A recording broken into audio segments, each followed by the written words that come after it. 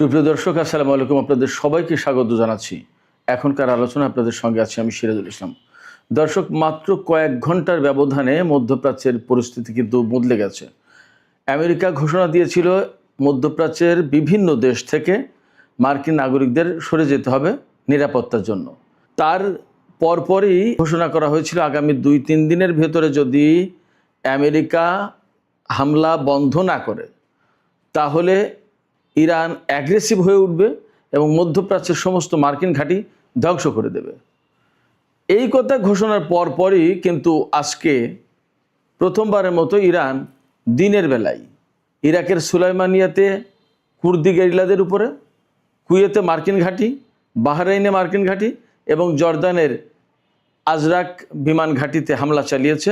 এবং একই সাথে ইরানের পক্ষ থেকে ঘোষণা করা হয়েছে তারা আমেরিকার সাথে যে ইসলামাবাদ সমঝোতার স্মারক সই করেছিল সেটা বাতিল করলো। আনুষ্ঠানিকভাবে আজকে ইরান ঘোষণা করেছে। মধ্যপ্রাচ্যের পরিস্থিতি যে দ্রুত বদলে যাচ্ছে এবং বড় রকমের সংঘাতের দিকে যাচ্ছে তা মোটামুটিভাবে বোঝা যাচ্ছে। এদিকে বিস্ফোরক মন্তব্য করেছেন নিউ ইয়র্কের মেয়র জোহরান মামদানি। তিনি বলেছেন, নেতানিয়াহু জাতিসংঘ সাধারণ পরিষদের অধিবেশনে যোগ দিতে এলে তাকে নিউ ইয়র্কে গ্রেপ্তার করা হবে। তবে আমেরিকার আইন কি বলছে সেটিও একটি গুরুত্বপূর্ণ বিষয়। সুপ্রিয় দর্শক, এই সব বিষয় নিয়ে এখন আমি বিস্তারিত আলোচনা করার চেষ্টা করব। আশা করি আপনারা শেষ পর্যন্ত সঙ্গে থাকবেন। খুবই গুরুত্বপূর্ণ বিষয়, ফলে এই আলোচনা ভালো লাগবে। আর ভিডিও ভালো লাগলে লাইক, কমেন্ট, শেয়ার করবেন এবং চ্যানেলটি সাবস্ক্রাইব করে সাথে থাকবেন। দর্শক, চলুন আমরা বিস্তারিত আলোচনায় চলে যাই। দর্শক, প্রথমেই যে কথা বলতে হবে, আমি দুপুরের ভিডিওতে বলেছিলাম, এক লাইনে সেই কথাটা জাস্ট আপনাদেরকে মনে করিয়ে দিই। আমেরিকা কিন্তু মধ্যপ্রাচ্যের সব দেশ থেকে তাদের নাগরিকদের সরে যাওয়ার জন্য বলেছে। কেন বলেছে? হিসাব সোজা, বড় রকমের সংঘাত বা বড় রকমের কিছু ঘটতে যাচ্ছে, তার মানে আমেরিকা ইরানের উপরে বড় রকমের হামলা চালাবে। আলটিমেটলি ইরানও তার বিরুদ্ধে জবাব দেবে। এখন আমেরিকা মধ্যপ্রাচ্যের সমস্ত দেশ থেকে মার্কিন নাগরিকদের সরে যেতে বলল, তার মানে কি আমেরিকা আসলে ইরানের উপর পরমাণু বোমা হামলার চিন্তা করছে কিনা, এটা কিন্তু সবচেয়ে বড় আশঙ্কার জায়গা। যাই হোক, তারা যদি সেই চিন্তা করে, ইরানের পক্ষ থেকে তো বলাই হয়েছে, গতকাল ইরানের পক্ষ থেকে বলেছে যে আমেরিকা যদি ইরানের উপর পরমাণু বোমা হামলা চালায় তাহলে ইসরায়েলকে মানচিত্র থেকে মুছে দেওয়া হবে। এখন এই প্রেক্ষাপটে মোটামুটি যা বোঝা যাচ্ছে, যা পরিস্থিতি তৈরি হলো, তাতে কিন্তু বড় রকমের একটা সংঘর্ষের সম্ভাবনা বা আশঙ্কা সামনে তৈরি হয়েছে এবং বড় রকমের একটা সংঘর্ষ আসলে হতে যাচ্ছে মনে হচ্ছে। কারণ হচ্ছে, আমেরিকা নাগরিকদের সরে যেতে বলল, ইরান দিল ওই ঘোষণা যে আমরা অ্যাগ্রেসিভ হয়ে যাব এবং মধ্যপ্রাচ্যের সমস্ত মার্কিন ঘাঁটি ধ্বংস করে দেব। এরপরেই ইরানের পক্ষ থেকে বিভিন্ন অবস্থানে এবং বিভিন্ন লক্ষ্যবস্তুতে দিনের বেলায় হামলা হয়েছে এবং এই সমস্ত হামলায় বড় রকমের ক্ষয়ক্ষতির মুখে পড়েছে আমেরিকা।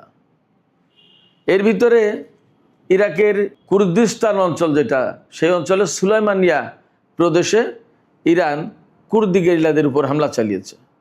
সেখানে ইরানের কুর্দিরা জট পাকায়, ষড়যন্ত্র করে ইরানের বিরুদ্ধে স্থল অভিযান বা সন্ত্রাসী হামলার পরিকল্পনা করছিল, দিয়েছে সেখানে হামলা চালিয়ে ইরান। একেবারে ইরানের সীমান্তবর্তী এলাকা, উত্তর পশ্চিম সীমান্তে, ইরাকের সীমান্তে। এরপরে কুয়েতে যে হামলা চালিয়েছে তাতে একাডেমি অফ সিকিউরিটি এই কমপ্লেক্সে, এই ভবন কমপ্লেক্সে হামলা চালিয়েছে এবং সেই কমপ্লেক্স আগুনে জ্বলে ছারখার হয়ে গেছে। এপাশে জর্দানের যে আল আজরাক বিমান ঘাঁটি, সেই বিমান ঘাঁটিতে ইরান সমন্বিত হামলা চালিয়েছে ড্রোন এবং ক্ষেপণাস্ত্র দিয়ে। ড্রোন এবং ক্ষেপণাস্ত্র দিয়ে হামলা চালানোর পর সেখানে অন্তত 2টো যুদ্ধ বিমান, F-35 হতে পারে অথবা F-16 হতে পারে অথবা 2 রকমেরই হতে পারে, 2টো যুদ্ধ বিমান এবং 3টি অ্যাডিশনাল এয়ারক্রাফট ধ্বংস হয়েছে। এই অ্যাডিশনাল এয়ারক্রাফট মানে সম্ভবত হয় গোয়েন্দা বিমান আর না হয় ওই যে জ্বালানি সরবরাহকারী বিমান, মানে রিফুয়েলিং ট্যাঙ্কার, KC-135 হতে পারে, KC-46 হতে পারে। 3টা ধ্বংস হয়েছে। আল আজরাক ঘাঁটিতে মোট 5টা বিমান ধ্বংস হয়েছে। এটা অনেক বড় ঘটনা। এবং সবচেয়ে বড় ইঙ্গিত সেটা হচ্ছে যে আমেরিকা ইরানের উপর হামলা চালালে পাল্টা জবাব দেয় ইরান। আজকে দিনের বেলায় যে হামলা হয়েছে তাতে ইরান কিন্তু স্বতন্ত্রভাবেই হামলা চালিয়েছে। আমেরিকাও ইরানের বিরুদ্ধে তো হামলা গত রাত পর্যন্ত চালিয়েছে 7মবারের মতো। এতে মোট এ পর্যন্ত ইরানে 50 জন নিহত এবং 500-র মতো আহত হয়েছে। এছাড়া ইরানের দক্ষিণাঞ্চলে যে সমস্ত এলাকা তাতে মোট 116টি টেলিকমিউনিকেশন টাওয়ার নষ্ট হয়েছে এই কয়েকদিনের মার্কিন হামলায়। তো এই প্রেক্ষাপটে বা এই অবস্থার ভেতরে ইরানের পক্ষ থেকে আজকে ঘোষণা করা হয়েছে যে ইরান আনুষ্ঠানিকভাবে আজকে থেকে ইসলামাবাদ সমঝোতা স্মারক থেকে বের হয়ে গেল। তার মানে এর কোনো ধারা উপধারা এখন আর ইরান বাস্তবায়ন করতে বাধ্য নয়, বাস্তবায়ন করবে না। এ কয়েকদিন যদিও আমেরিকা এবং ইরানের ভেতরে যুদ্ধ ছিল, কিন্তু ইরান এই চুক্তি বাতিল করেনি। আমেরিকা বলেছিল যে ডিল ইজ ওভার, মার্কিন প্রেসিডেন্ট ডোনাল্ড ট্রাম্প বলেছিল, কিন্তু ইরানের পক্ষ থেকে এরকম কোনো ঘোষণা দেওয়া হয়নি। আজকে আনুষ্ঠানিকভাবে ঘোষণা দেওয়া হয়েছে। এই ঘোষণা দিয়েছেন ইরানের অন্যতম উপপররাষ্ট্রমন্ত্রী কাজেম গরিবাবাদি। সেই অনুষ্ঠানে সম্ভবত জাতীয় সংসদের স্পিকার বাকের কলিবাবও ছিলেন।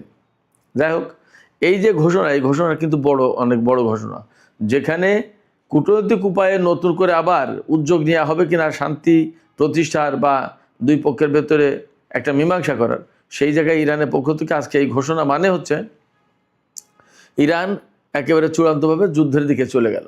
এবার সে পাকিস্তানের পররাষ্ট্রমন্ত্রী আজকেও বলেছেন যে ইসলামাবাদ ঘোষণা বাস্তবায়ন করা উচিত, এর আলোকে শান্তি প্রতিষ্ঠার চেষ্টা করতে হবে, কিন্তু ওপাশে ইরান সমঝোতা স্মারক বাতিল করে দিয়েছে। এপাশে পাকিস্তানে নিযুক্ত ইরানের রাষ্ট্রদূত রেজা আমিরি তিনি বলেছেন ইরানের যে সমস্ত বেসামরিক লক্ষ্যবস্তুতে হামলা চালিয়েছে এটা আমেরিকার পক্ষ থেকে এক ধরনের উন্মাদনা ছিল। এই উন্মাদনার জবাবে ইরানকে এখন ওই ইসলামাবাদ সমঝোতা স্মারক থেকে বের হয়ে আসতে হলো এবং আমেরিকার বিরুদ্ধে বড় রকমের যুদ্ধ শুরু করতে হলো। তো এই যে ইরানি কর্মকর্তাদের অবস্থান ঘোষণা, সামরিক বাহিনীর মার্কিন অবস্থানগুলোতে দিনের বেলায় হামলা, তার আগে ইরান এবং আমেরিকার পক্ষ থেকে পাল্টাপাল্টি ঘোষণা, সব কিছু মিলে মোটামুটি পরিষ্কার হচ্ছে যে মধ্যপ্রাচ্যের পরিস্থিতি কিন্তু খুব দ্রুত বদলে যাচ্ছে। এবং আমরা যে কথা বলে আসছি গত 2 দিন ধরে যে মধ্যপ্রাচ্যে চূড়ান্ত লড়াই শুরু হতে যাচ্ছে কিনা, গত রাতের ভিডিওতে আমরা বলেছিলাম, অর্থাৎ 17 জুলাই রাতের ভিডিওতে বলেছিলাম যে ইরানের পক্ষ থেকে বলা হয়েছে যে মার্কিন নৌবাহিনীর বিরুদ্ধে ইরান খুব শর্ট টাইমে চূড়ান্ত যুদ্ধ শুরু করবে এবং সেই চূড়ান্ত যুদ্ধের 0 আওয়ার, এই 0 আওয়ার একদম কাছাকাছি চলে এসেছে। তার মানে যে কোনো মুহূর্তেই ভয়ঙ্কর যুদ্ধ শুরু হতে পারে হরমুজ প্রণালীতে। তো আমরা সবগুলো ডট যদি মিলাই তাহলে দেখা যাবে যে আমাদের কথাই মোটামুটি অনেকটা ঠিক হতে যাচ্ছে। মধ্যপ্রাচ্যে বড় ধরনের সংঘর্ষ শুরু হতে যাচ্ছে এবং হতে পারে এই লড়াই একেবারে চূড়ান্ত লড়াই, যে লড়াইয়ের ভেতর দিয়ে ইরান এবং আমেরিকার মধ্যে অনেক কিছুর ফয়সালা হবে। সেই লড়াইয়ের দিকেই সম্ভবত এগিয়ে যাচ্ছে। জানি না আসলে পরিণতি কি হবে, তবে আশঙ্কা কিন্তু আমার তেমনই। সুপ্রিয় দর্শক, এ পাশে আরও গুরুত্বপূর্ণ 3টি খবর আছে অন্তত। একটা হচ্ছে নিউ ইয়র্কের মেয়র মামদানি, জোহরান মামদানি, তিনি ঘোষণা দিয়েছেন আগামী সেপ্টেম্বর মাসে ইসরায়েলের প্রধানমন্ত্রী বেনিয়ামিন নেতানিয়াহু যদি নিউ ইয়র্ক শহরে আসে জাতিসংঘ সাধারণ পরিষদের অধিবেশনে যোগ দিতে, তাহলে তাকে গ্রেপ্তার করা হবে। জাতিসংঘ সদর দপ্তর কিন্তু নিউ ইয়র্ক শহরে, আর নিউ ইয়র্ক শহরের মেয়র কিন্তু জোহরান মামদানি। অতএব তার এই ঘোষণার গুরুত্ব কিন্তু অনেক। আন্তর্জাতিক অঙ্গনে আমেরিকার সাথে ইসরায়েলের সম্পর্ক এবং নেতানিয়াহুর আমেরিকা সফর অনেক কিছুর সাথে জড়িত এবং এর গুরুত্ব কিন্তু অনেক। এই যে মামদানি ঘোষণা দিলেন, এই ঘোষণা ডেফিনেটলি ফিলিস্তিন, লেবানন বা ইসরায়েলের বিরুদ্ধে যে সমস্ত দেশ তাদের পক্ষে গেল। এখন প্রশ্ন হচ্ছে যে মামদানি নেতানিয়াহুকে আটক করতে পারবেন কিনা। এই প্রশ্ন তুলছি কেন? এই প্রশ্ন তুলছি এই কারণে যে আমেরিকা কিন্তু আইসিসির সদস্য না, আন্তর্জাতিক অপরাধ আদালত যেটা তার সদস্য না। যারা সদস্য না তাদের জন্য কিন্তু আইসিসির আইন বা কোনো গ্রেপ্তারি পরোয়ানা বাস্তবায়ন করা মাস্ট না, অবশ্যই না, ম্যান্ডেটরি না। গাজায় গণহত্যা চালানোর অভিযোগে আন্তর্জাতিক অপরাধ আদালত নেতানিয়াহুর বিরুদ্ধে গ্রেপ্তারি পরোয়ানা জারি করেছে। এই যে নেতানিয়াহুর বিরুদ্ধে গ্রেপ্তারি পরোয়ানা জারি করলো আইসিসি, এই পরোয়ানা বাস্তবায়ন করার দায়িত্ব যারা আইসিসির সদস্য তাদের। আমেরিকা যেহেতু আইসিসির সদস্য না, ফলে তারা কিন্তু এই আইন মানতে বাধ্য না। সেক্ষেত্রে মামদানি কি নেতানিয়াহুকে গ্রেপ্তার করতে পারবেন কিনা, কারণ আমেরিকা তো আইসিসির সদস্য না। এখন প্রশ্ন হচ্ছে, নিউ ইয়র্কের মেয়র হিসেবে জোহরান মামদানি আইনগতভাবে তার বিরুদ্ধে কোনো ব্যবস্থা নিতে পারবেন কিনা সেটা খতিয়ে দেখার ব্যাপার, বা আমেরিকার আইনের কোনো ফাঁক ফোকর আছে কিনা যে ফাঁক ফোকর দিয়ে নেতানিয়াহুকে গ্রেপ্তার করার ব্যবস্থা করা যায়। এইগুলো খতিয়ে দেখছেন মামদানি। তিনি বলেছেন যে আমি আইন বদলাবো না, তবে আইন, বর্তমান আইনের যা আছে তা কি আছে সেগুলো আমরা খতিয়ে দেখার চেষ্টা করছি। যদি এই আইনের ভেতরে এমন কোনো অপশন থাকে, প্রভিশন থাকে নেতানিয়াহুকে গ্রেপ্তার করা যাচ্ছে, তাহলে গ্রেপ্তার করব। মামদানি আজকে কেন এই কথা বলছেন? মামদানি আজকে এই কথা বলছেন এই কারণে, তিনি মেয়র নির্বাচনের আগে এই কথা বলেছিলেন যে আমি যদি মেয়র নির্বাচিত হতে পারি আর নেতানিয়াহু যদি আমেরিকা আসে, তাহলে আইসিসির রায় বাস্তবায়ন করব, তাকে গ্রেপ্তার করব।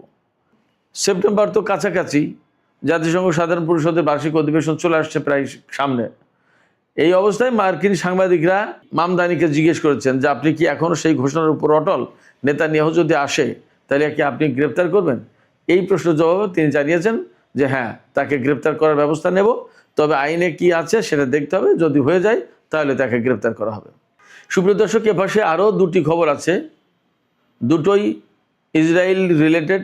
একটি খবর হচ্ছে সিরিয়ার রাজধানী দামেস্কের মাত্র 20 কিলোমিটার দক্ষিণে সম্ভবত আল জামদালাব এলাকায় ইসরায়েল একটি হাসপাতাল নির্মাণের কাজ শুরু করেছে।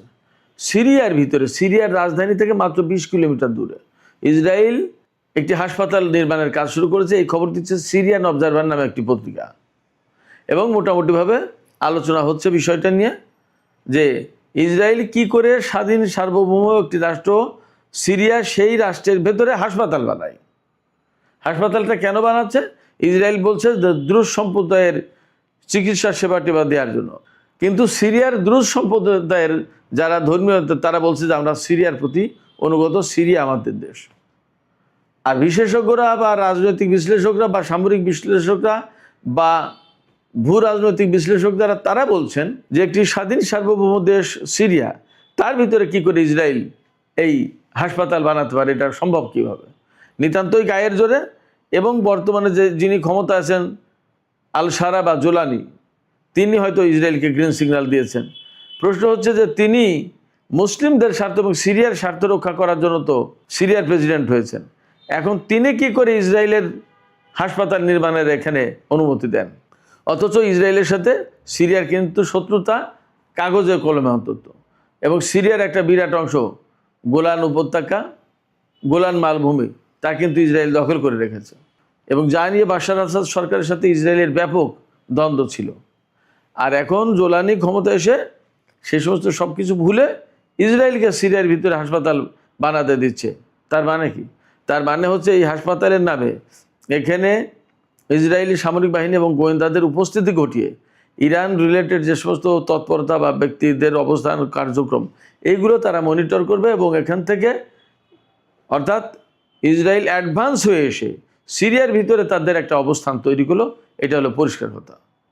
এদিকে আরেকটি খবর বেরিয়েছে, এটা বহু গণমাধ্যমে এসছে, ইসরায়েল এইরকম একটা কারাগার নির্মাণের চিন্তা করছে, যেখানে কুমির দিয়ে ঘেরাও করে রাখা হবে চারিপাশ দিয়ে, যাতে কারাগার থেকে ফিলিস্তিনি বন্দীরা পালিয়ে না যেতে পারে। চিন্তা করতে পারেন। এবং এখানে নীল নদের কুমির এনে দেওয়া হবে। তাহলে মানবতা কোথায়? মনুষ্যত্ব বোধ কোথায়? সভ্যতা কোথায়? এটা কি সভ্য দুনিয়া? এই প্রশ্ন কিন্তু আসে। সুপ্রিয় দর্শক, এখনকার আলোচনা এখানে শেষ করতে চাইছি। আলোচনা শেষের আগে আপনাদের কাছে আমি প্রশ্ন করতে চাই, আপনাদের মতামত জানতে চাই যে আসলে যে সমস্ত লক্ষণ মধ্যপ্রাচ্যে দেখা যাচ্ছে, ইরান বিশেষ করে দিনের বেলায় হামলা চালালো, তার ভেতর থেকে এই কথা মনে হচ্ছে যে এই যে চূড়ান্ত যুদ্ধ শুরু হওয়ার যে কথা, যে আকার ইঙ্গিত, যে আলাপ আলোচনা ছিল, তার প্রথম ধাপ শুরু হয়ে গেল? কি মনে হয়? আর নিউ ইয়র্কের মেয়র জোহরান মামদানি তিনি নেতানিয়াহুকে আটকের ঘোষণা দিলেন। এই ঘোষণাটা কত গুরুত্বপূর্ণ আন্তর্জাতিক রাজনীতির ক্ষেত্রে, আমেরিকা এবং ইসরায়েলের সম্পর্কের ক্ষেত্রে। আপনাদের মতামত কমেন্টে জানাতে পারেন। আর ভিডিও ভালো লাগলে লাইক, কমেন্ট, শেয়ার করবেন এবং চ্যানেলটি সাবস্ক্রাইব করে সাথেই থাকবেন। দর্শক, এখনকার মতো আলোচনা এখানে শেষ করতে চাই। আপনারা সবাই অনেক অনেক ভালো থাকুন। আল্লাহ হাফেজ।